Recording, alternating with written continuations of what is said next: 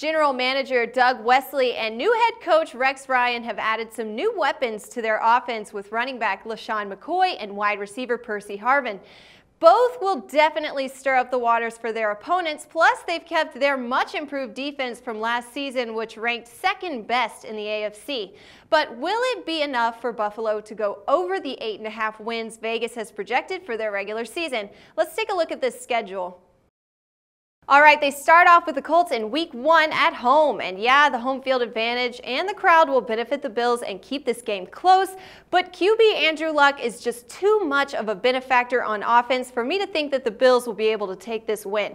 Week 2 versus the Patriots. This is going to be a very interesting one, and I'm calling it a toss-up right now until we know if Tom Brady is out or not. If Brady is out to suspension, then I think we could very well see the Bills win here. I mean, they did beat the Pats at home last season in Week 17, and they can definitely do it again if New England is without that star QB. Final loss I could see happening here for the Bills before their bye in Week 8, that first road game versus the Miami Dolphins, Week 3.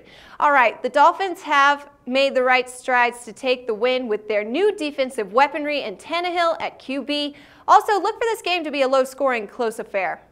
Now, the good news is, after that rough start to the season, I don't think the Bills will see another loss until Week 11 when they visit Gillette Stadium to take on the Patriots once again. For obvious reasons, I mean, Brady will be back in action and on his home turf.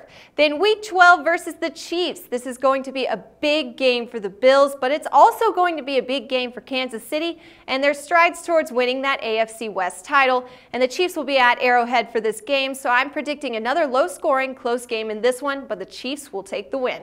All right, Week 14 versus the Eagles could also be a loss for the Bills. Although Philly has some issues at QB, the site and the probability that the Eagles will be battling the Dallas Cowboys for the NFC East crown means that the hosts probably win this game.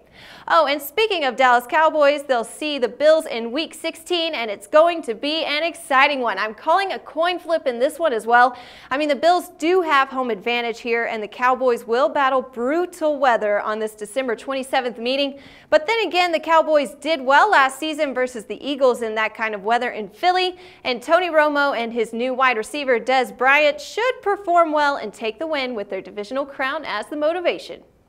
So over or under that 8.5? Honestly, this one is one of those teams that's going to be skirting that number. They could finish 8-8 or they could finish 9-7. I mean, it all depends on how they perform versus these teams that are so similar to them.